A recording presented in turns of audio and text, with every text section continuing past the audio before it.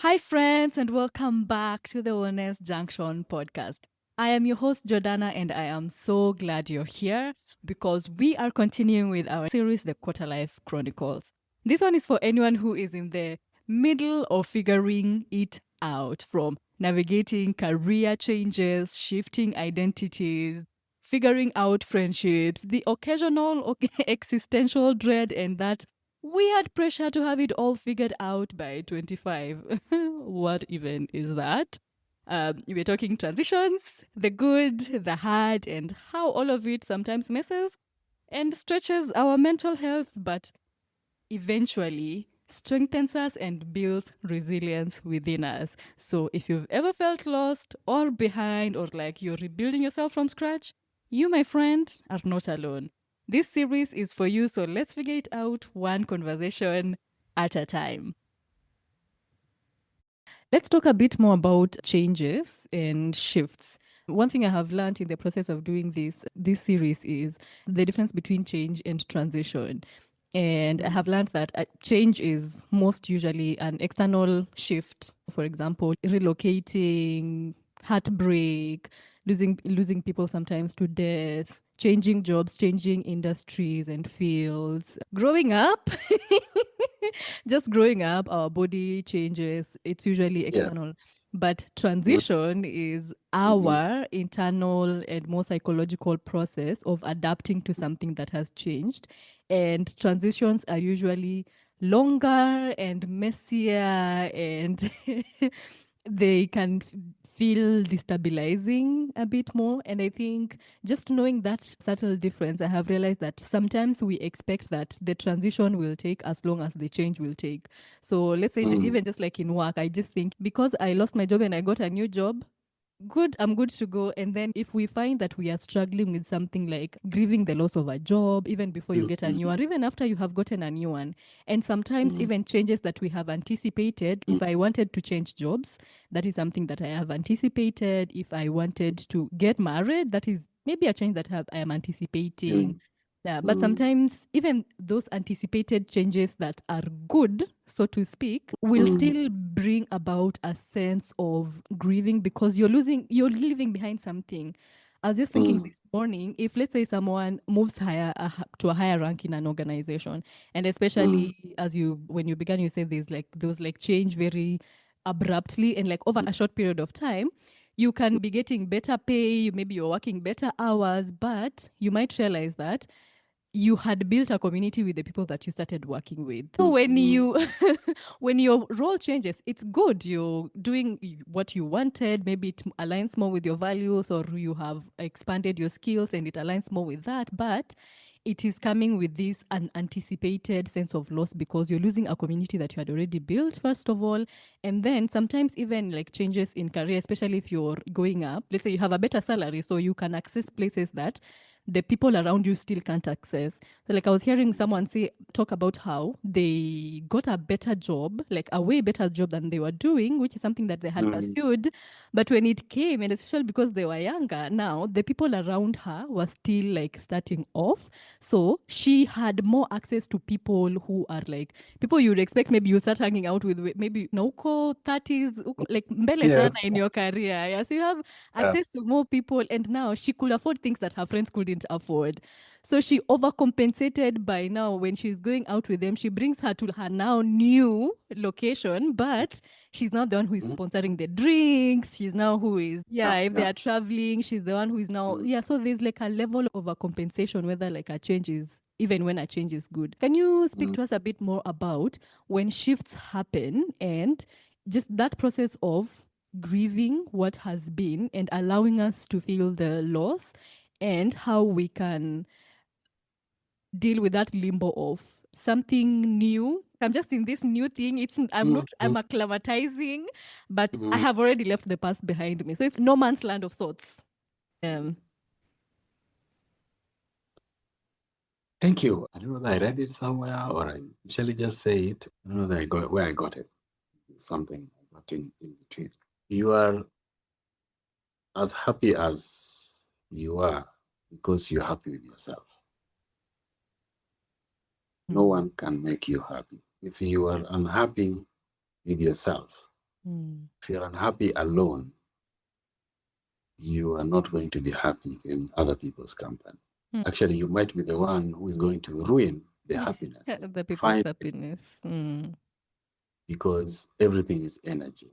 The energy that you harbor in you will determine how you handle changes and how you handle transitions. Transitions require transformation. Oh, yeah. Transitions require transformation. And because we are programmed, and therefore transitions are more difficult because you Yeah. don't want to transform yourself into another identity that you do not know. And that goes back to my analogy of yesterday, today, and tomorrow. Yeah. Because you still hold on to the fact that you are young and therefore you are not able to relate with older people. Yeah. What are you doing? You're holding to an identity of youthfulness. Who tells you that you cannot get people who are chronologically older than you, yet very youthful in their thinking, youthful in their perspective, and youthful in their approach to work? Yeah. It is the programming you have been fed. So it still goes back to ourselves. This is the only person you know. Well, if you don't know them, then who are you going to know? Yeah. If you cannot help this person walk through the changes, how are you even going to see the changes themselves? And that is the reason why change is resisted. The only person you know is you, and therefore we must strive to know ourselves better to be able to interact with the outside, because change is in the outside. If it is not congruent with what we feel inside, we resist it. Yeah. So for people to, if you want to support people to change, you have to help them see how it is congruent with themselves, with their aspirations, with their identities, with their beliefs. Yeah. This is the work that is difficult in organization development. Can It's imagine. people from different worlds, different works, different faiths, they come together, they want to do this, but yet they have very different beliefs, different identities. So the work of leadership in organizations is to do that. It is very difficult. So I think it's even more difficult if you are a leader, because if you are a leader and you don't even know yourself, then you can see the results. So yes, I think I would just attribute it back to identity, beliefs, values, and this is what will create. You mentioned a word there, that transitions are messier. Yeah. If we believe so, yes, it's going to be messy. Oh, okay. Yes. They're difficult. If we believe so, they're going to be difficult. Yes. See. When I speak about this, I go back to sacred texts. And I think in all the sacred texts that I've read, if you go to Bhagavad Gita, you will see it. If you go to Quran, if you go to the Bible, if you go to the Torah, you'll find the word I am. I am who I am. So who are you? Who are you? If you say you are in a messier phase of your life, just call it to your reality. And it's going to feel, you're going to be messier. If you declare that I am transitioning, I'm not sure about things, but this is how I would like them to come about. That is what will come about. I see. And mostly we struggle because we are more of programmed to look at what we don't want, how things should not happen. Yes. And the much more time we spend on thinking of how things should not happen, the more they happen that way. Why? Because our thoughts are strong, our thoughts are prayers, our thoughts are energy, and they attract similar energies. The prayers are answered based on what we have asked. So that which you don't want, and you're telling God, I don't want this, and God is just saying, yes, you don't want it. So what do you want God to do? What do you want? Tell God what you want, and then that will come. Yes. I see. Yeah. So in transitions, it's important for us to look at ourselves and say, this is what I want. And me getting from this, actually, you're identifying with the past. If you have lost a job and you're still you're crying about it, you are, it's the loss right now. The loss is in the past. In the past? Where is the past? Can you touch it? No. You can't. It's only an imagination.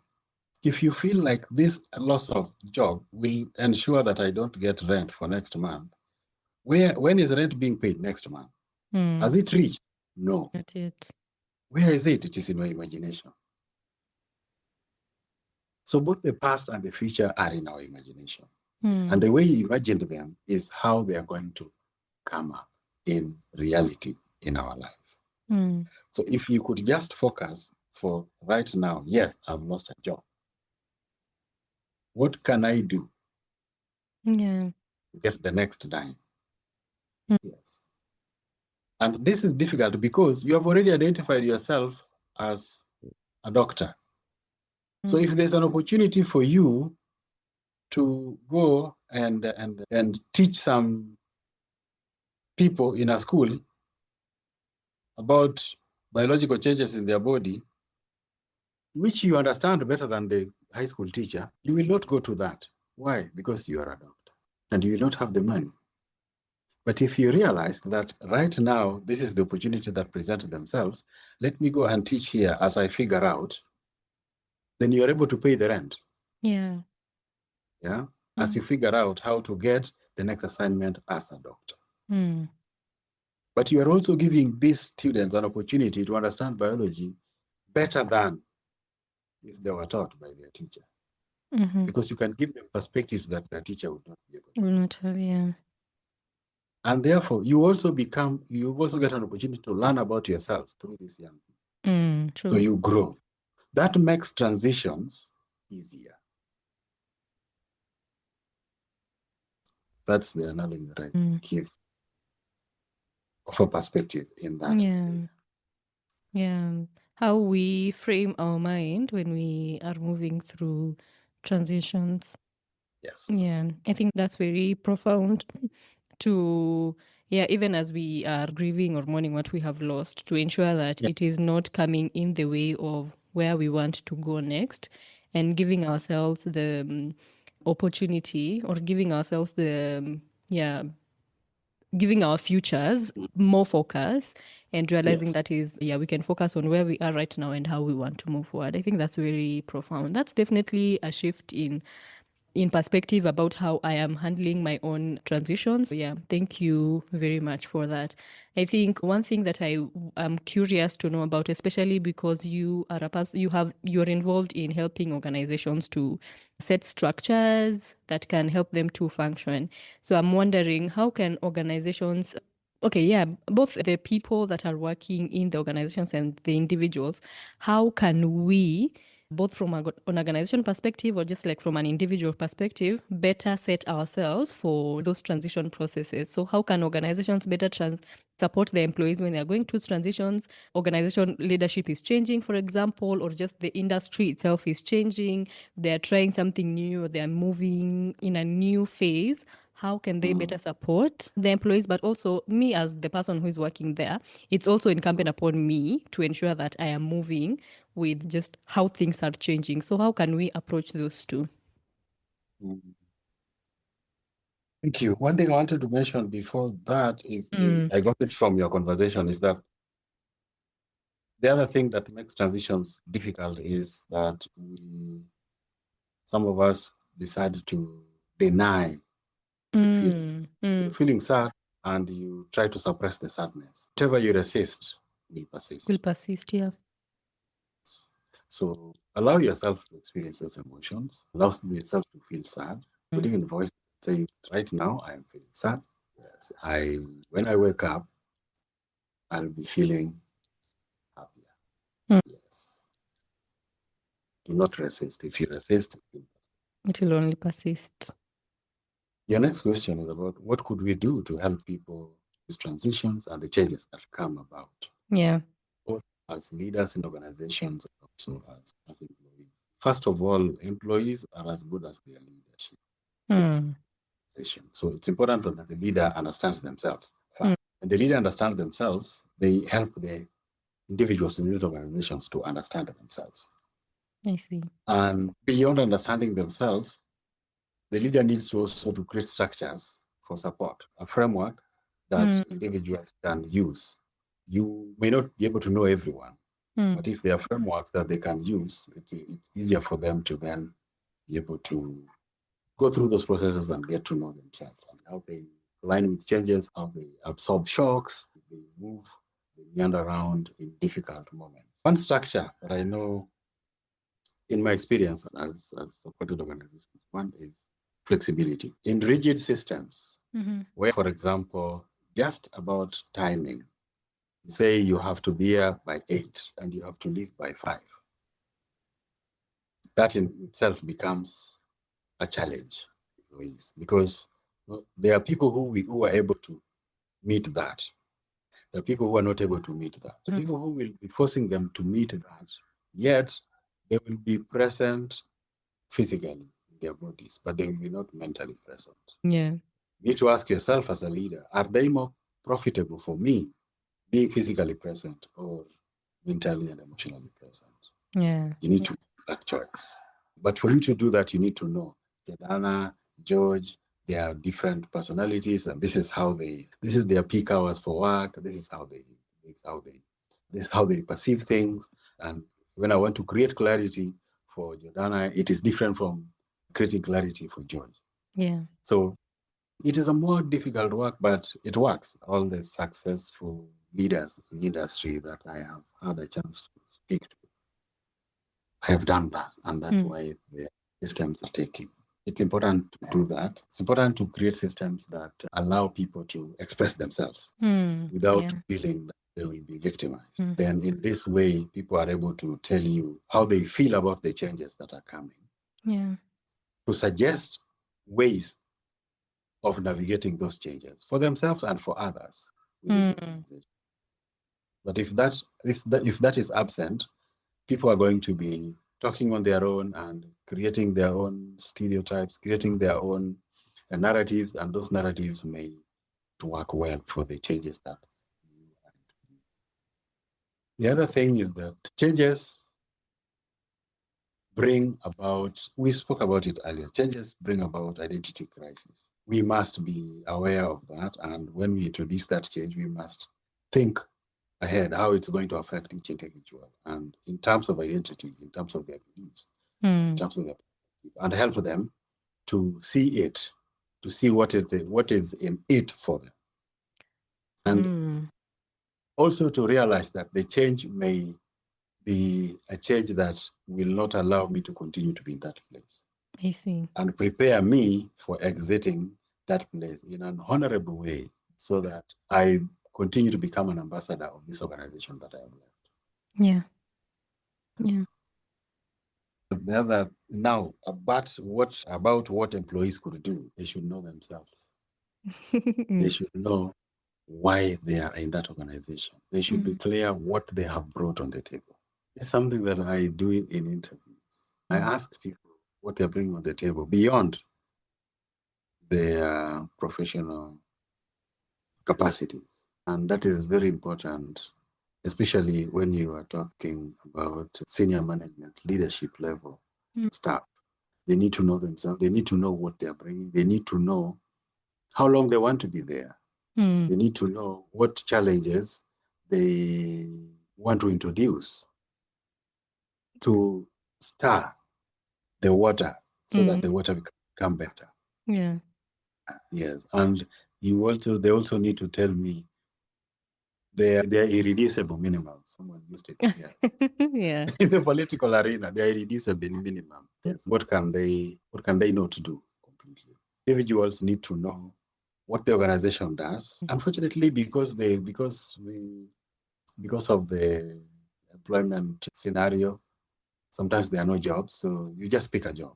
Yeah. But of course, that is going to be a recipe for chaos for you at an individual level. If you pick a job that does not relate to your identity, your beliefs, then it's going to be a problem you adjusting. Employees should be sure this is what I want.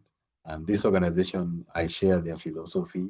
This organization, I share where they want to go. I have the resilience to be able to handle challenges that are going to come, anticipate a few challenges, and also think of how you're going to help the organization get around those challenges. I see. But above all, be open. We can't know what you want. We can't know what affects you if you do not tell that to us. Yeah. You can't tell that to the CEO. Tell that to someone who can tell the CEO. Tell that to someone over tea. Tell that to someone in that environment. A person who operates in that environment understands that environment. I see. What sometimes we do as employees, which does not work, is to make it gossip.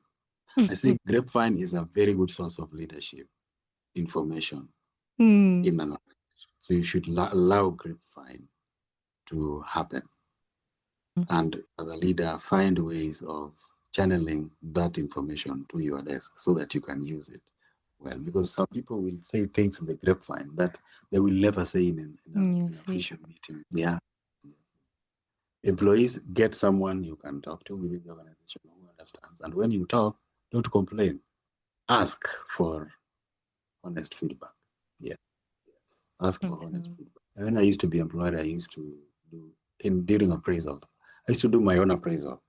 So I would send at the dealership level, I would send this anonymously to people from all ranks in the organization. Would get perspectives from the person who is the hospitality person who is sweeping the floor, making sure that we are clean, person who feeds us in the kitchen, up to my deputy. I would get to know what they think about me in certain areas. So I choose parameters that I want to ask who in the organization. And that feedback was just so overwhelmingly helpful.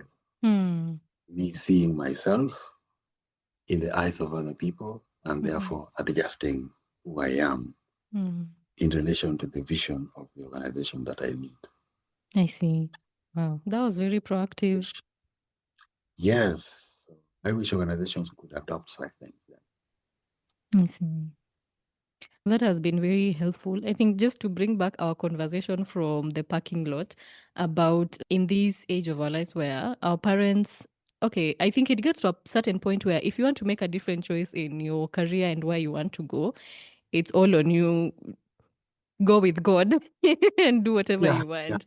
But like in these earlier stages, when you're choosing the career you want to pursue in university and just the way our education system is set up is you can choose what career you want to do in university, but then the placement board for the government can place you in a location you have never heard about to do a course that you have never even that has never even crossed your mind. Sometimes to your own good, because the career I did was not something that I would ever have thought about, but it has had its own advantages to my life. But sometimes it can be to someone's detriment because now the process of starting to find something different or recalibrating to what you actually wanted to pursue can be hell. It can be such a difficult process.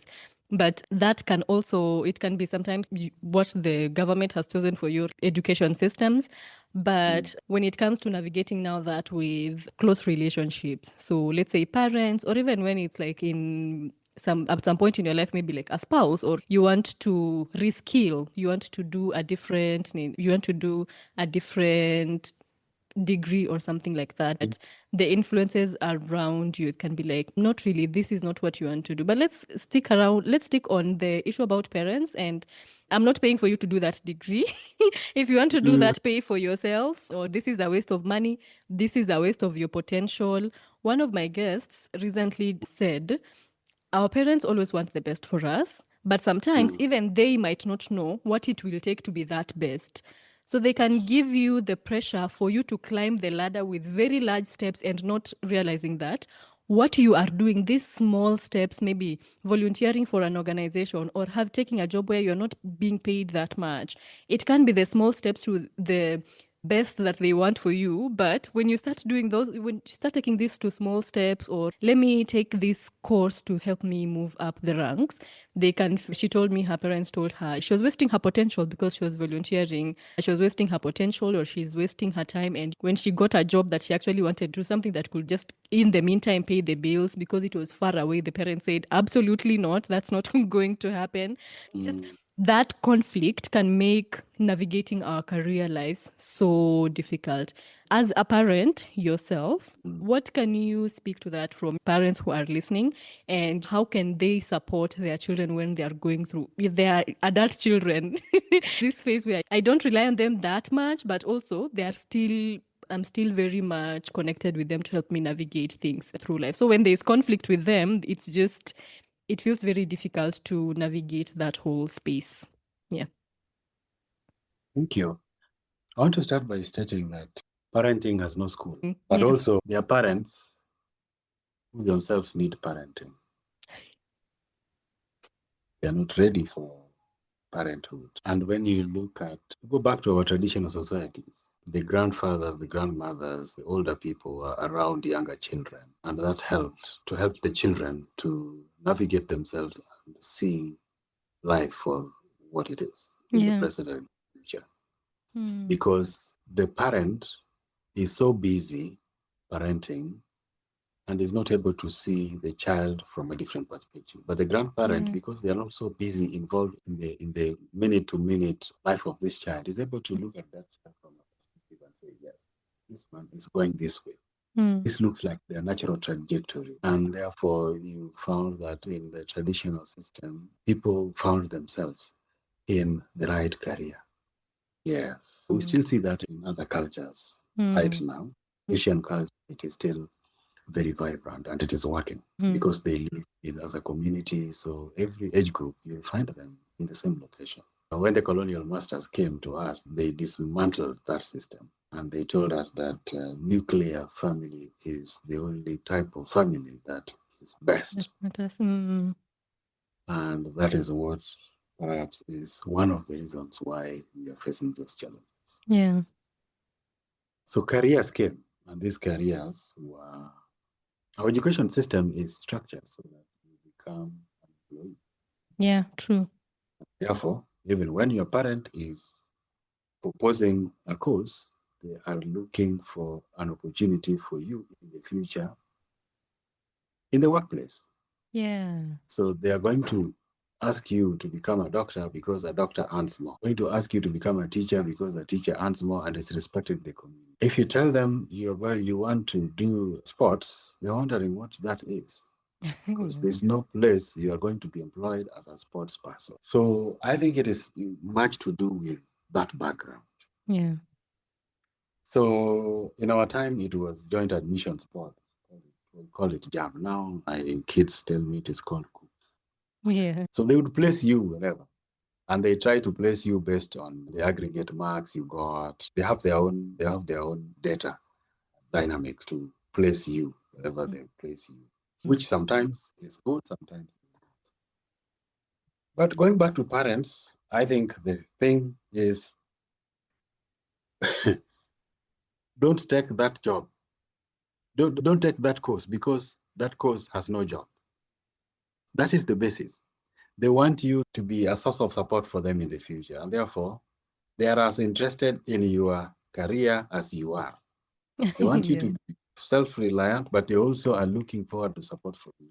Yeah. So young people should realize that their parents' stake is in their career, and therefore that is why their parents are forcing them to do things they think they should. So if you understand it from that perspective as a young person, you don't get frustrated by them trying to force you to do certain things. Yeah. You find a way to help them understand that the one that you are choosing also has a future in their life. That way you create harmony as a young person. I see. Yeah. Of course, also then identity. So I was a teacher and I want a few of my children to become teachers. I want them to continue my legacy.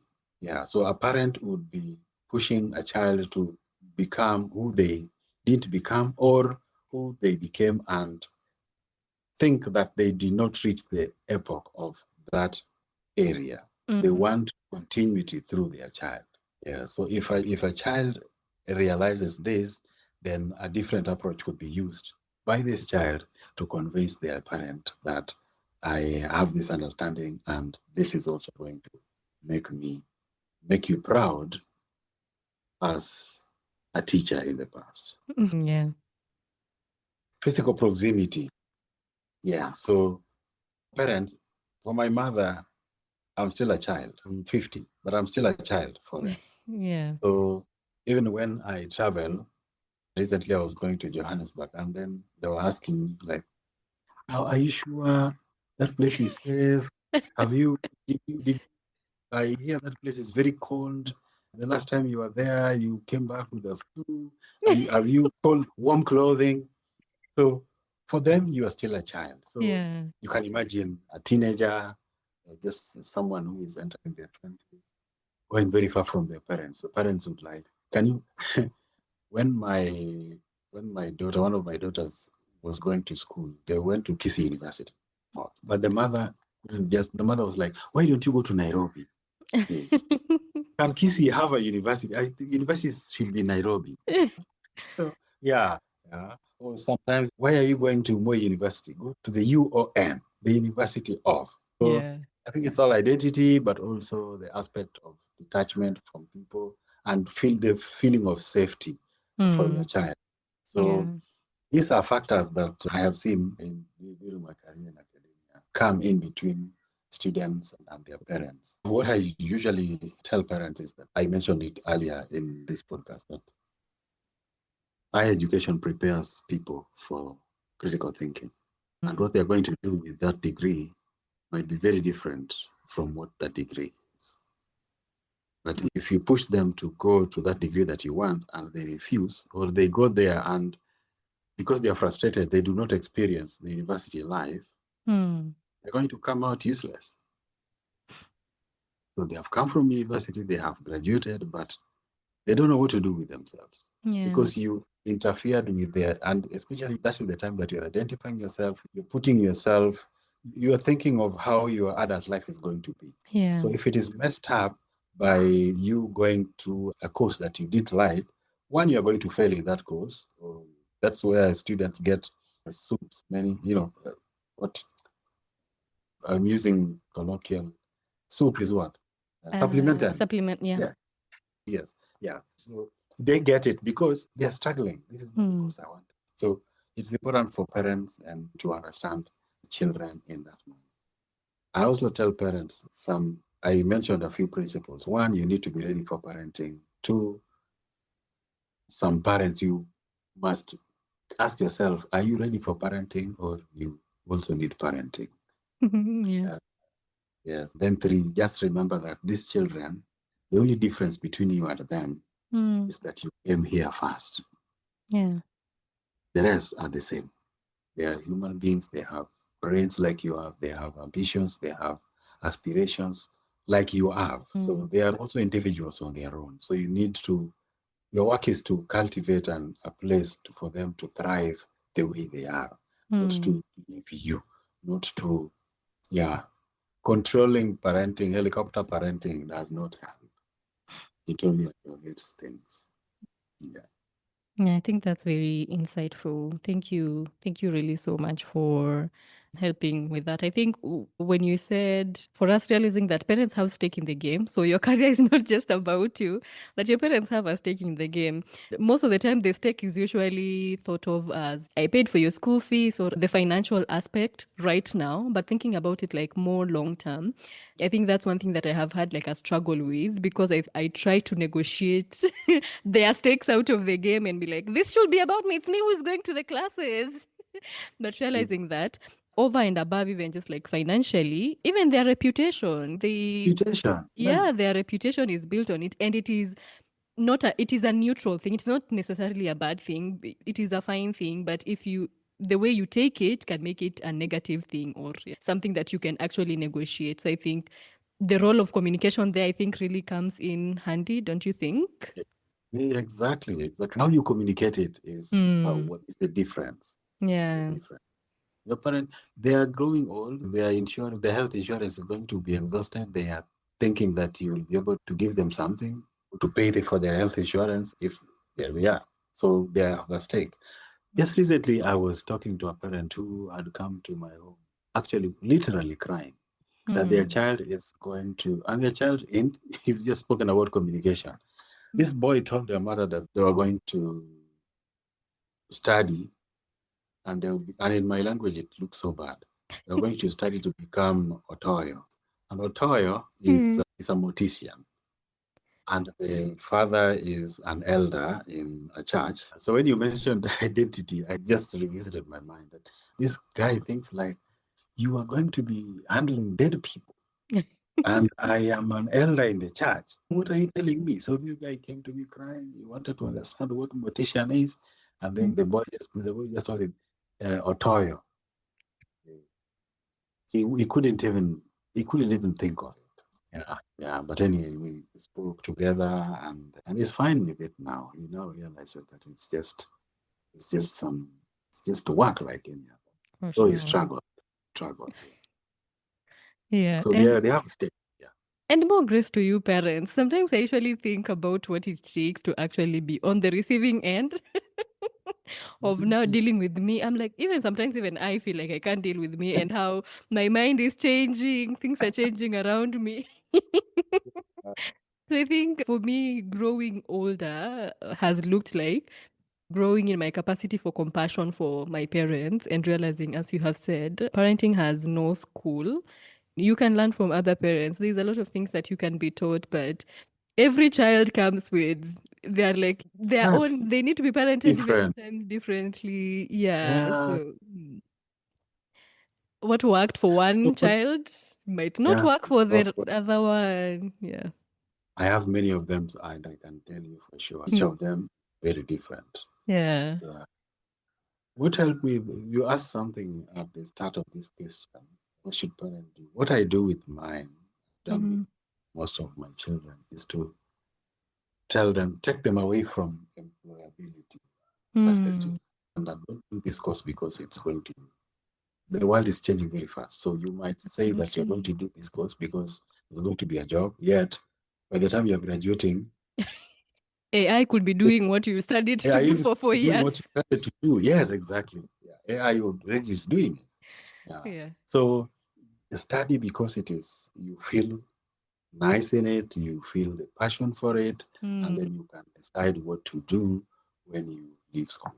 Yeah. And even as they do that, I have one who's doing actuarial science. So I tell her what you need to do, even as you're doing this course, because I know you have some time in your hands. Yeah, so you can also look for something else. Like, for example, how she identified accountancy. So she's enrolling in doing CPA. So by the time she's done, she has her actuarial science degree, but she also has a CPA. So then that opens more opportunities For sure. for them. The other one has done education, biology and home science. And I was telling them, if you could merge this with special education, yes. So that then gives them more potential, increases their potential, and increases their value in the marketplace. Yeah. So just talking to these children of ours and exploring with them what possibilities they think and how they think that is going to look like in the future, and help them to shape in their mind how that future will look like, and but also help them to see the realities of the future, that we might be thinking that it will look like to look color red in the future, but it might also be yellow. What will Yeah. you do with it if it presents itself? Yeah. So that helps the children to go back and think for themselves that this is then I need to put this in perspective Yeah. as I pick a study area. I Absolutely. don't want to call them career areas. In my parlance, I call them study areas. But when I call them career areas, I'm constricting this person that they graduate, they have to go through this particular area. Absolutely. Thinking about it as a study area. Yeah. Two questions as we finalize this discussion. We started with a question of that we have asked and been asked of, what do you want to be? And I think we are realizing that it's a limiting question. What other questions do we think we could ask in place of that? Instead of, yeah, just to spark imagination and to help people start to figure out what they want to do. I ask children, first of all, who Mm. are you? Beyond your name. Do you know who you are? Mm. Yeah. They're young, they think, what an adult question. But now, when I get feedback from them, they're Mm. like, what you used to ask us has made me different. Because when Wow. interact with my peers in the university, Mm. I think they don't know who they are. They don't know what belief they want to hold. Yeah. From my experience, and I'm not saying this is the best, I let children choose, including religion, including their beliefs, anything. They don't Mm. go. They don't have to go to my church. I have a girl who says they just want to go to a Sikh temple, and I take them there. Started Mm. taking them there when they were young. They go Mm. there and they experience their own spirituality there, and I don't see a difference. They're just like me as a Christian. So that is actually, I've mentioned two things. So one, they need to identify themselves. They need to identify a belief, and that should be free to let them identify a belief that they want, because that speaks to what they want to contribute in the world. Yeah. Which is next question. What do you think you want to contribute in the world as you grow up into adulthood? What problems do you see in the world that you think you want to address when you become older? It is so nice, and I record them. So when they are Oh. older, I play those recordings for them, and that helps them to clarify. And they change midway. Some of them change. No, I Mm. thought I wanted, like this girl who did education, always wanted to be a nurse. But Mm. I took them to a hospital a few times, and I observed them relate, the doctors and the patients. That's now when they were in Form 3. And I was telling them, are you really sure you want to tackle the issue of people who are sick in the hospital? I'm like, I don't think that's what I want to do. I see. Because I just see them and I shudder. Yes. So if I'm going to do this as a nurse, I think I'm not going to be doing justice to that profession and to myself and to the people. So Mm. she chose differently. Yeah. Wow. And I appreciate that. She was very happy. She has graduated already. She was very happy during that period. She was just home science all through. I see. So who are you? Choose a belief. What do you want to contribute to the world? What challenges do you see that you want to address when you get to adult? Wow. Those, I think I'm going to write those questions and put them somewhere in my living room and even in my bedroom, just around my house. Who are you? What is your most important belief? What problems do you see around you that you want to solve? And how do you want to contribute to the world? I think they're such guiding questions. And you can ask them today and ask them like always, and almost like a birthday ritual. Like I think I can make even that a birthday ritual just to see how my answers change. Yeah. Yeah, actually, I'm gonna do that. Yep. So I think you've given me a birthday gift without me even asking for it. Thank you very much. When is your birthday? Coming up in a few months on 15th of July. Yeah. Okay. Yeah. Good. Thank All you. right. Thank you so much, George, for your time. I truly do appreciate you setting aside time to share with us your wisdom. This discussion has felt so refreshing. I am so glad that I get to learn from you this way. One thing I like about having this podcast is I get to have conversations with people on levels I wouldn't have like in a normal day-to-day basis. So this is so refreshing. I'm so happy to have picked your mind about these issues and heard about your experience.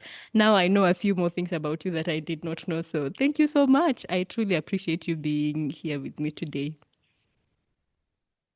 Thank you. Yeah, thank you also and sorry for skipping the timing. I have It's been up okay. and down. This has been a busy time, but thank you so much for the patience, but also thank you for, as a young person, taking this Mhm. initiative. I think, should I say that? Yeah, I think this is an area you are contributing to the world in the best way.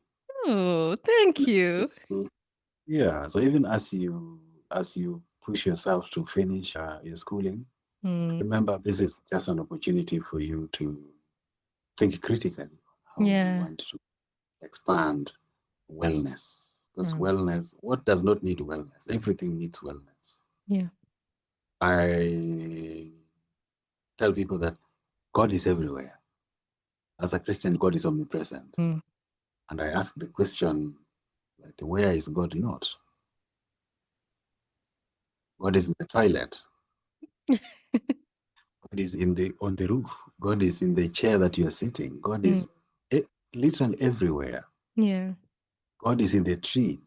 If the tree stopped producing oxygen today, I think the entire human race will die. Yeah. So if God gave us breath, through what? Through the tree. If someone says the tree is God, I accept. That is God manifesting themselves in the tree, giving me oxygen and taking away my waste, carbon dioxide. Yes. This chair, if I don't treat it well, it will break. And when I sit on it, I will fall down. So I must treat it with love. So thank you for doing this, for creating opportunity for people like us, for the number of guests that you are talking to share with the world their experiences and their thoughts. I hope that is going to also touch other people's lives and help them create clarity on who they are, what they want to do, their beliefs, what they want to contribute to the world, the challenges that they want to address. Absolutely. Thank you. Wow, it gives me such a perspective. It gives me such a different perspective on the work that I do, allowing people to share their contributions to the world. What The a channel, gift. the channel, and the Yeah. channel. I mean, if you didn't do computer, you said computer science, Yeah, computer information systems. computer information systems, maybe you would not be doing this. I think so. Yeah, it is such an integral part. Like that experience is What you're very saying integral. is how to use technology to share information. Yeah. Essentially, that is computer information system. For me, yes. So that is exactly what you're doing. So you're not very far from what you studied. I think so. Yeah. Yeah, like the experiences have found a way to coexist. Yes, yes. Mm. You don't need those theories. Tell what you are going to do. You're not going to need those theories, those calculations to do your course. You don't need them. Actually, you don't need them anyway. You just need to understand. You just need them so that you understand how this system works. But what are you bringing to the system so that the system can output? That's what you're doing. So I don't see you far away from what sharing. Thank you. Thank you. Thank you. Thank you so much. I truly appreciate that. All right. I think we're going to wrap it up here. Thank you again, George, for your time and have a lovely end of the week. So now Pia, have a lovely end of the week. Yeah. Speak soon outside of this Yeah. And on the podcast again some other time. other time. Yeah. Sawa. Ciao. Bye.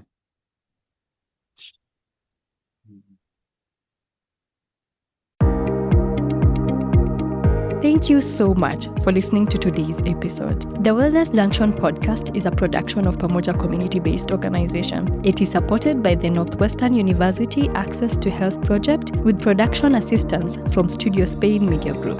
Please take a moment to follow the Wellness Junction podcast on Spotify, Apple Podcasts, YouTube, or wherever you're listening. To learn more about how Pamoja CBO has impacted young people's lives over the past 15 years, please visit our website at www.pamojapamoja.org or our social media pages that are linked in the show notes. I have been your host, Jordana, and I can't wait to connect with you in the next one.